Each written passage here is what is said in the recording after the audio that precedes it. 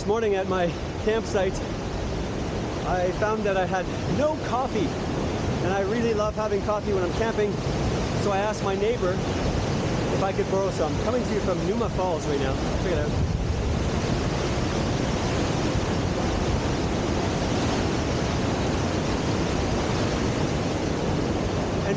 And what do you know, this neighbor was very happy to share the coffee with me. His name was Johnny. He's on his way to Newfoundland, and by him sharing that coffee with me, I got to have a really wonderful, mindful time of journaling and reading. I even wrote a poem, which I don't typically do, connected to some of the challenges that life is offering me at this time.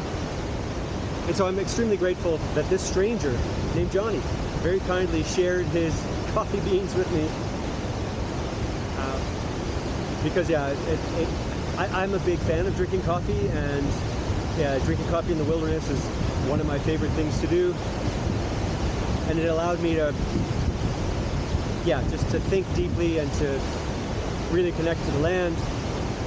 So I'm really, really grateful. In fact, I could even go as far as to say that the time I had this morning on that campsite with that coffee that was given to me by the stranger was deeply healing.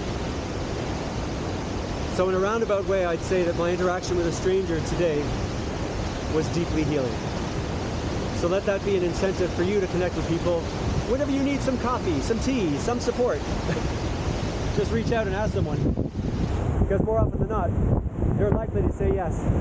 They're likely to help you out. See you next time.